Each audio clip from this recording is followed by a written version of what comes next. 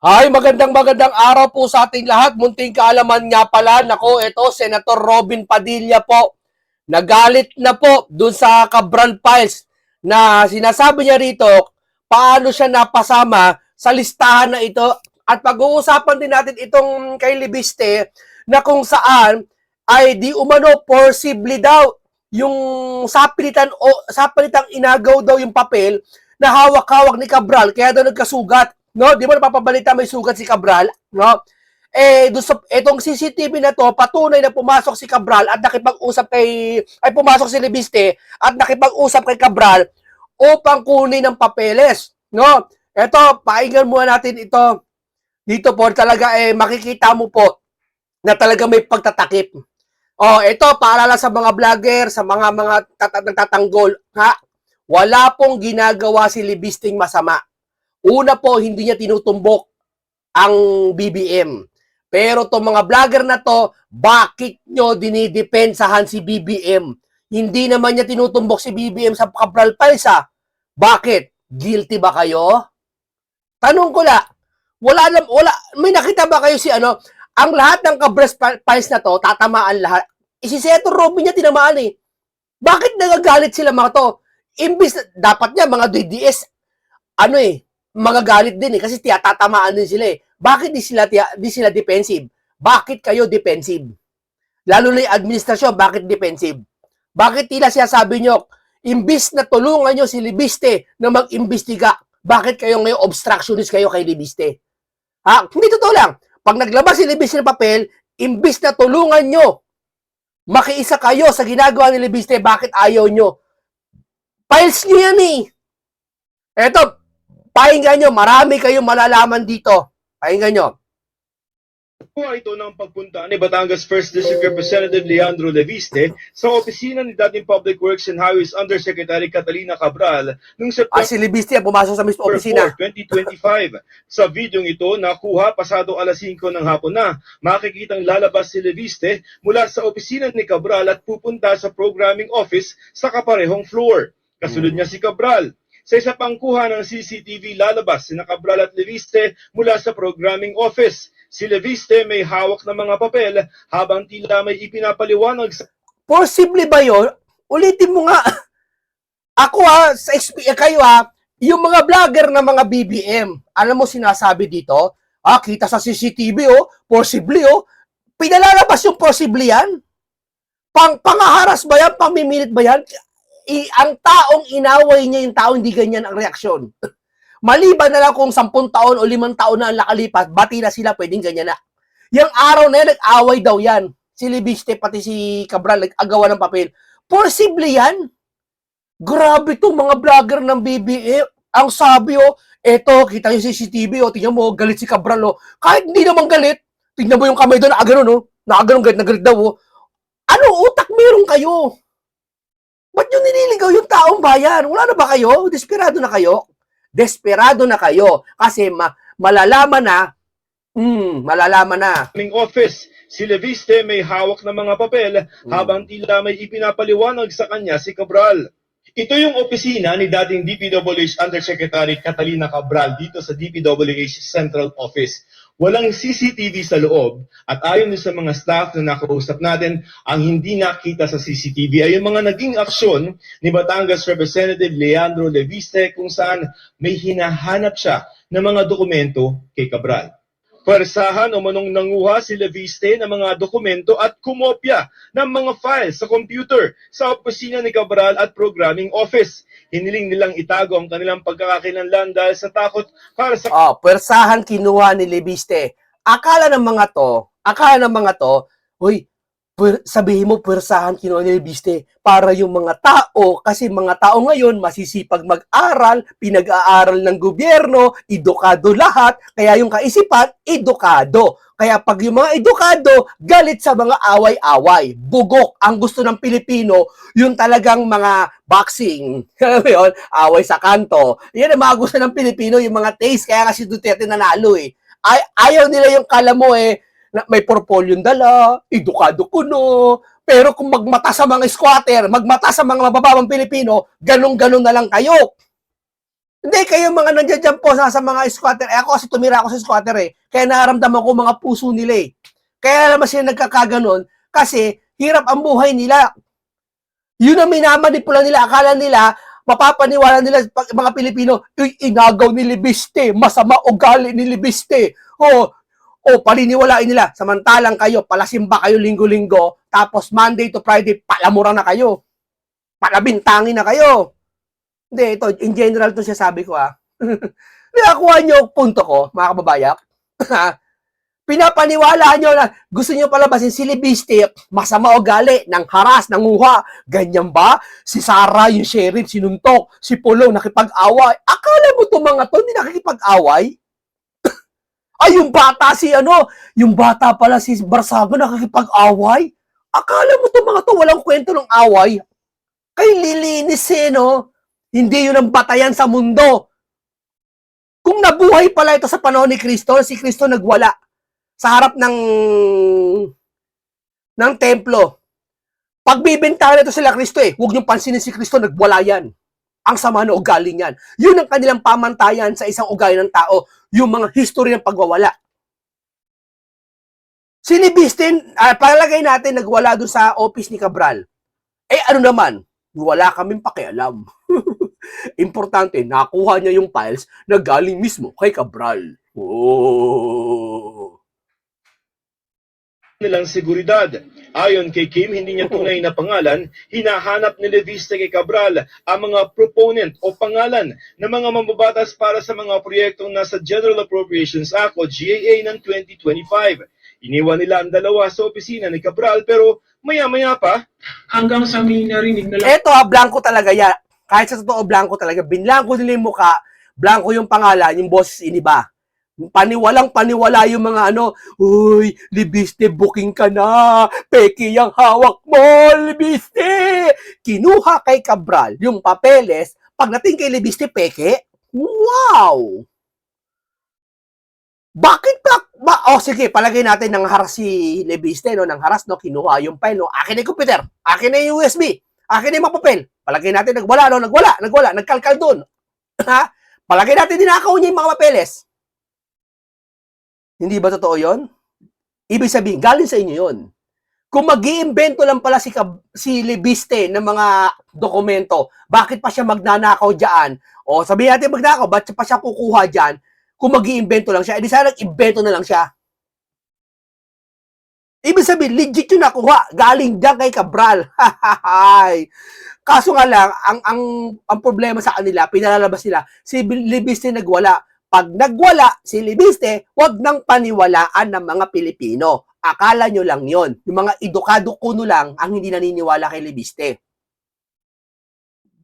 Kami mga kalabog. Eto, pinaniniwalaan nila, blank yung muka. Walang boss, iba yung boses, iba yung pangalan. Hindi pinakita muka. Paniwalang-paniwala sila. Pero kay Saldico, official yung page niya, may blue check, nagsasabi, may ebidensya, may insertion, hindi sila naniniwala. Ayaw nilang pagbanggain yung mga hawak ni Saldi, hawak ni Cabral, hawak ni Libiste, ayaw nilang pagbanggain para magkatugma yung GAA, pati yung NEP ayaw nilang pagbanggain. Kasi baka nga naman, malaman, mabuking. Sa loob. So, syempre po, si ma'am po kasi may edad na din po and medyo frail na din po kasi yung katawan ni Yusek dahil sa edad niya. Pumasok po kami, nakita po namin sa loob, parang si Kong po, kuha ng mga dokumento. Hawak niya po yung phone niya, tapos binibidyohan niya po lahat ng mga papel. Tapos si ma'am po, parang Kong, wag naman, ano po bang kailangan niyo? Sino ma'am? Prepare naman na. Tapos, that was the time na medyo tumataas na po yung boses ni Kong. Ang sabi niya po noon na, bakit may tinatago ba kayo? Ano to? Public documents lahat to. Totoo, public documents yan. Ba't may tinatago kayo? Dapat Kung ninakaw man ni Libiste yan, walang problema. O sige, kasuhan nyo. Pero ang mahalaga dito, nakuha niya galing sa inyo. Hindi galing kung kanino. Sa madaling salita, hindi inimbento ni Libiste yung kanyang kinuha. Galing sa inyo. hindi nyo to tinatago sa akin, dapat binibigay nyo sa akin. May isang pagkakataon ding nasugatan si Cabral dahil sa pakikipag-agawan ng dokumento kay Leviste. Ang alam ko paper cut. Nakikipag-agawan siya ng dokumento. Bakit ayaw nyo ibigay yung dokumento? Kay Yusek po, pagkapasok Tsaka totoo bang tao kayo ni Cabral? Dapat imbitahan sa Senate hearing to.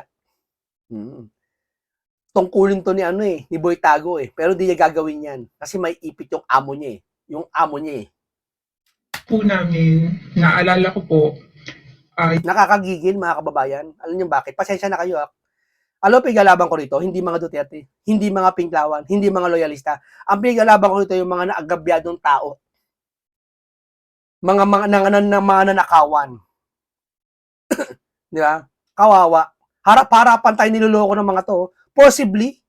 Possibly ba yan? Magkausap sila sa CCTV?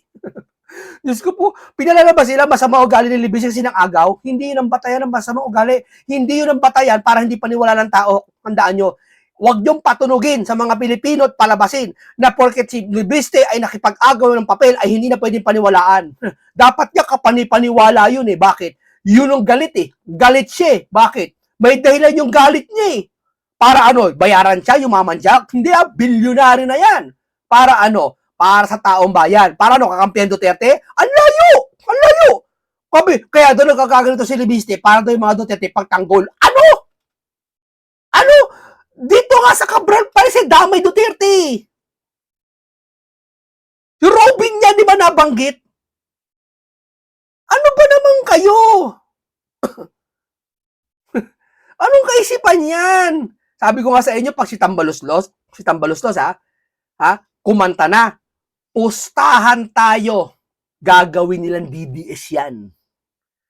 Si Tambaluslos kumanta na, DDS na rin niya, naapektuhan na ni Sara. Hindi ba sapat yun? Lahat yun, lumalabas na lahat ng, DDS pa rin, Duterte pa rin may kasalanan. Sa tinuro nila si Duterte. Natatakot daw sila magturo. Hindi kasi natatakot sila magturo kay Duterte kasi baka sibakin sila ni Duterte. Baka sibakin? Kayo nakaupo! Hindi si Duterte. Si Duterte nasa dahig. Si Sara walang power na. Halos. Nililigaw niyo yung tao. Huwag ganyan. yung kamay ni ma'am nakaganon, ang dami pong dugo sa damit niya, yung ibang papel po nun meron mga dugo din. Si Kong nagvi-video lang po. Ipakita yung video ni Kong. Kong, labas natin, Kong. Nagtuloy-tuloy lang. Yung papel na may dugo na sinasabi mo, baka na kay Libiste, ipaporensik, ipalaboratory. Ang dugo po kahit 1 taon hindi mawawala, ando doon pa rin kung kay Cabral yun. Sige po. Nagvi-video, nagtitake ng pictures. And then, doon na po kami nakiusap kay Kong na baka Kong pwedeng wag naman ganito. Wag naman. Kasi may sugat na po si Ma'am How was she reacting? Wala ho. Nakatayo na lang po siya sa gilid. Tapos sabi niya na, tissue, gano'n. Kasi may sugat ako. Sige, palagay natin. Wala problema. Palagay natin nagkaganyan talaga, Ang mahalaga sa inyo galing yung papel. Napatunayan namin, hindi invento ni Libiste yung papel. Galing sa inyo. Sa kahit anong kaparaanan man niya nakuha yan, at least galing sa inyo. Therefore, galing sa inyo. Hindi naman po si Ma'am masigaw na tao Alam mo, dapat, sabi ni BBM, mahiya naman kayo. Dapat makipagtulungan kayo sa presidente. Gusto ni BBM, di ba, masolve to? Yan, nakikipagtulungan na, Mr. President, di ba sabi nyo, magtulungan lahat, makiisa dito. Ultimong kayo, nakikiisa, di ba? Ba't din nyo po sawayin itong mga to, kumukontra po sa ginagawang investigasyon ni Libiste. Di ba, bawat po isa dapat makipag-cooperate dito. Hindi naman tumutulong sa investigasyon. Pwede yung mga investigador, puntahan si Libiste, tanungin, alika, tumulong ka. Hindi ho ba, Mr. President, tama ho ba yun, naisip ko? So, parang nakikiusap lang siya kay Kong, please. Dito makikita na tila may bandage na sa kamay si Cabral habang may kausap ito sa telepono. Para daw mapayapa si Leviste, iniutos ni Cabral na bigyan ito ng kopya ng listahan ng National Expenditure Program at GAA na nakalagay ang pondo. Galit na galit daw si Cabral dyan, sabi ng mga BBM vloggers. Yung kami daw, titimpila, ganun daw. Habang nakikipag-usap sa telepono, ganun daw. Galit na galit daw. Saan? Wala naman! Naman, pinaliligaw nyo taong bayan. sa mga distrito para sa taong 2025. It doesn't necessarily mean po na sila po yung nag-propose. Kasi kami, pinaplatan namin kung ano yung talaga yung nasa official document, kung how much talaga Sinungaling. ang napunta doon sa district na yon, sa NEP and sa GAE. Yan yung request. Ni, Request ng mga congressmen, mga kasilid. hindi po. Hindi po. O, ito na lang. Sino yung nag-interview dyan? Hindi pinapakita yung mukha o naka-blurred? Ay, naka-block? Sino nag-interview dyan? Sige nga, baka kayo lang eh. Ipakita nyo, sino ba? Si Iban ba yan? Taga GMA to, sino nag-interview dyan? Sige nga, patunayan. Tawagin. May interview ka ba talaga? Kung ano sa, kung saan located, Kasi yung boses na nag-interview eh. Parang hindi bago lang eh. Kasi yung mga reporter kadalasan, kabisado ko yung mga reporter na boses kung sino eh. Eto parang bago lang eh. Hindi ko alam kung sino ito nag-interview sa kanya eh. yung project, bawa.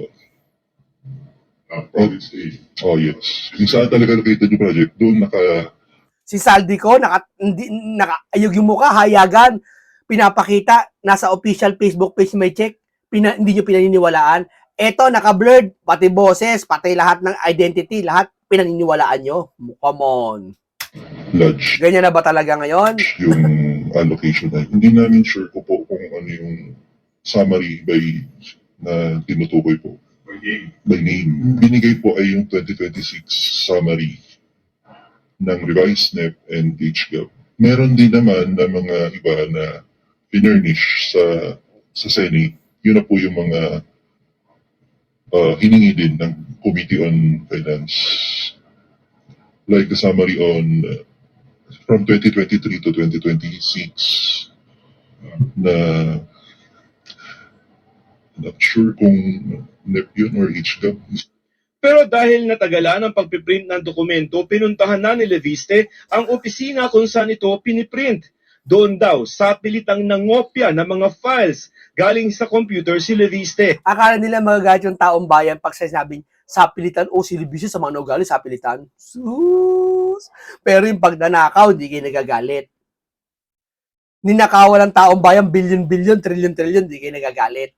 Yung nagwala yung silibiste because of human nature. No? Human, na natural nagagalit ka, naiintindihan mo rin, naiintindihan ko rin, ba't nagagalit ka, nagbawala ka, masama sa inyo yon. Pero yung bilang pagnanakaw, hindi natural, ayaw nyo magalit, pigil ang galit nyo, lalo ng mga pinklawan.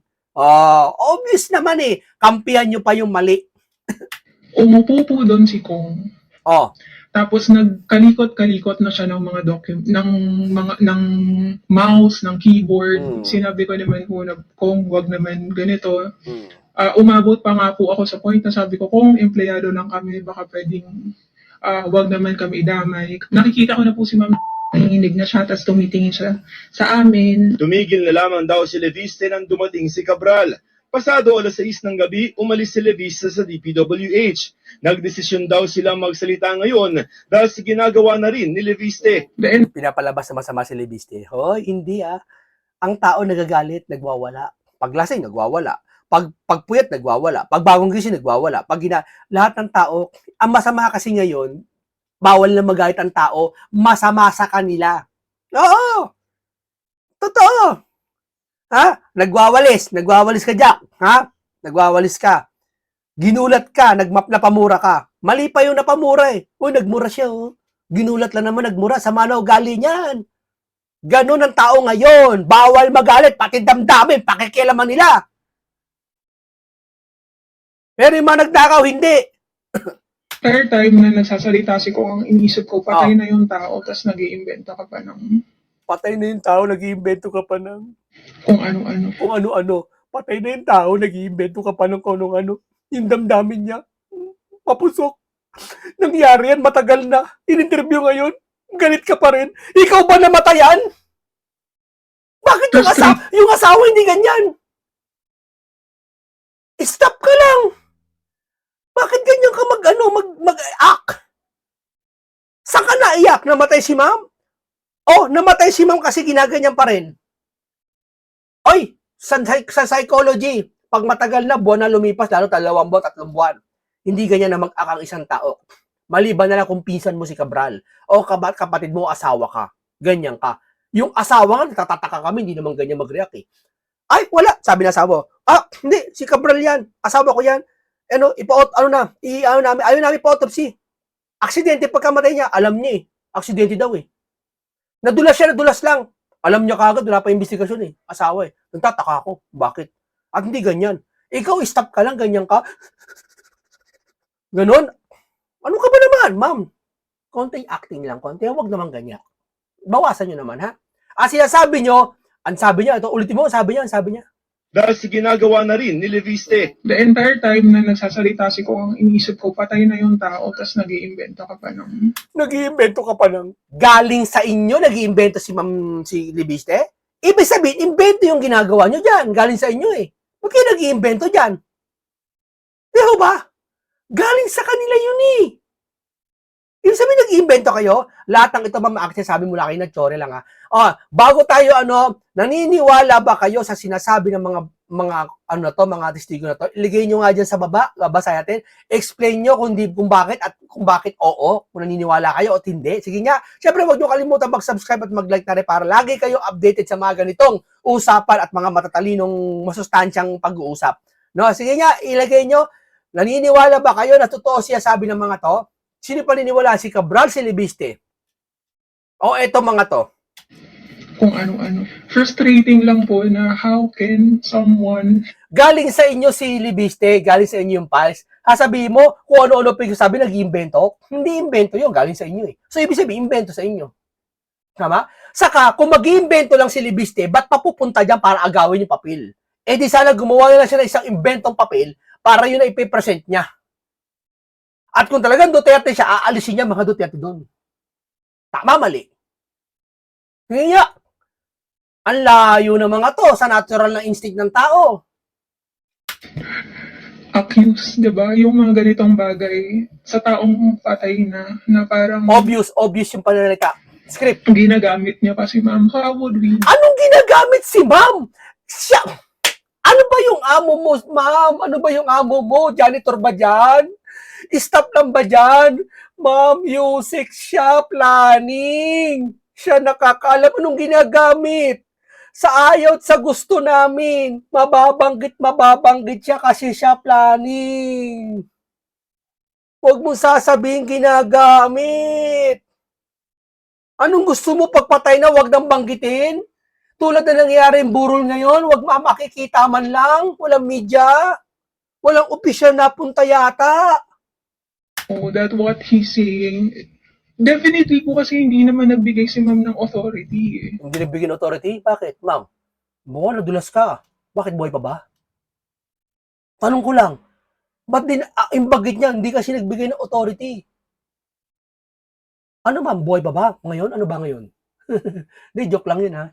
Biglang alam mo kasi ang subconscious mind nakakabasa yan. Kaya sa mismo isip natin, ang puso ma'am nakakarinig yan. Tandaan mo, pag mabuti ang puso ng isang tao at ang layunin niya para mapabuti ang mga tao. Pero yung mga masasama, wala niyan. Hindi sila makakaunawa sapagkat binulag sila. I was there the entire time. Alam kong hindi yun, walang authority na parang, may authority dun sa printed, pero meron pa po kasi siyang ibang mga statements na ina-attribute kay Yusek, Wala naman. Mayroon bang ina-attribute kay Yusek, ma'am? Cabral files yun, galing sa inyo, kayo nagsabi, inagaw ni Leviste sa USB. Tapos sabihin nyo, invento ni Cabral, di sino kayo galing yun? Di kayo nag-invento. Yun kay Leviste, pumunta nga siya sa opisina ng Cabral pagkatapos niyang puntahan ang isang assistant secretary ng DPWH. Itinanggi ni Leviste na nakipag-agawan siya ng mga dokumento kay Cabral. I vehemently deny na may inagawan akong dokumento from Yusek Cabral. At ang tanong ko po, bakit ngayon lang po yung sasabihin kung totoo man yan? Tinanong namin si Leviste Totoo kung naman, totoo rin lang. na nangopya siya ng files mula sa isang computer at kung ano ang mga nakuha niyang dokumento. You were able to get some documents from the desktop. Mhm. Totoo. Hindi mo lang sabihin, planning check. I hope that the public can see na lahat ng direction ko ay para maging transparent tayo sa budget. So, anong file nakuha mo, sir? Kung meron. Secret muna. Basta ang sinasabi ko kay Okay. Vince, wag nang tanongin anong meron ako. Ilabas mo nang lahat ng meron ka. Yon. Huwag mong tanongin kung ano meron ako, ilabas mo ano meron ka. Bakit ayaw niyong ilabas kung ano meron kayo? Para patunayan yung mali si Libiste, ilabas nyo yung tama na meron kayo. Tama? Bakit di yun nilalabas hanggang ngayon? Bakit? Kasi pag pinagbangga nyo, pag pinagbangga yung nakuha ni Libiste, pag tumugma, sa pool. Sa pool. Pero, habang tumatagal ang panahon, Libiste, bilisan mo na, baka ini-edit na yung meron sila. Para pag pinagbangga, hindi tugma yung kay Libiste. Di ba? Malalaman ng pag inedit eh. Malalaman eh. Saka ang haba nun, dami nun. Kulang 1 buwan dun. Happy New Year! May mga hindi mag-New Year. Mag-i-edit lang sa opisina, magdamag, maghapon. Huwag lang pagbanggain yung meron sila sa meron kay Libiste. Joke lang yon, panaginip ko lang yon. Meron lamang po akong mga punto. Una po, sa akin pong pagtatantya, ay meron pa rin pong mga hindi klarong alokasyon ng pondo, lalong-lalo na po sa ayuda. At ganun din po ang pagiging Manila-centric. Ikalawa, bagamat na ipanalo po natin sa Senado ang kapakanan ng mga katutubo, 3, lumabas pong aligasyon na di umano'y nagkaroon ng insertion ang lahat ng mga senador sa 2025 National Expenditure Program. Ang isyong ito ay naging sentro ng malawakang talakayan at nagdulot ng kawalan ng tiwala ng publiko. Dapat po nating linawin na alinsunod sa ating konstitusyon, ang proseso ng budget ay nagsisimula sa executive. Ang paghahanda ng budget o ang National Expenditure Program, na kilala rin bilang President's Budget, ay kapangyarihan ng Pangulo na ipinagkaloob ng saligang batas. Ang tungkulin at kapangyarihan ng Kongreso na binubuo ng Kamara at Senado sa paggawa ng batas para sa budget ay nagsisimula lamang matapos isubmit ng Pangulo o ng Executive ang NEP sa Kongreso, kasunod ng kanyang State of the Nation Address. Malinaw po na pagdating sa NEP, wala po dapat pangingialam ang legislation sapagkat ito ay pawang kapangyarihan ng sangay ng Executive. Yes. Hindi ko po lubos maunawaan kung paano pong naisama ang aking pangalan sa listahan ng mga di umano'y nagkaroon ng insertion sa pondo ng DPWH sa ilalim ng 2025 NEP o tinatawag ngayong Cabral's List. Ito sabi nila kay Robin, sisihin mo si Libiste. Nagalit daw si Robin. Ito talagang galit si Robin ito. Tahimik na pero galit na to. Sumabog na sa galit to, nagtitimpi lang yan. Nagalit daw kay Libiste. Kalokohan po yun.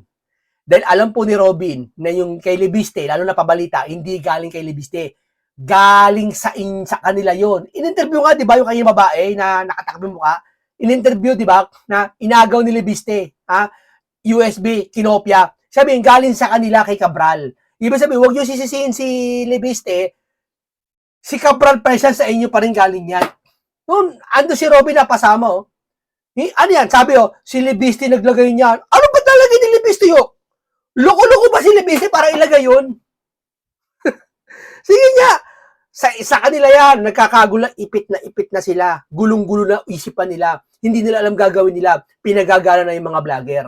Para doon maniwala yung tao, pero wala na, sa pulo sila. Kumbaga sa baha, apaw na, nasa bubong na sila. Malapit na talaga po. Yun lang po. Kaya si Robin, parang dito, bakit ako ma-insertion dito? Bakit mo ako nilagay sa insertion na yan? Parang ganyan, no?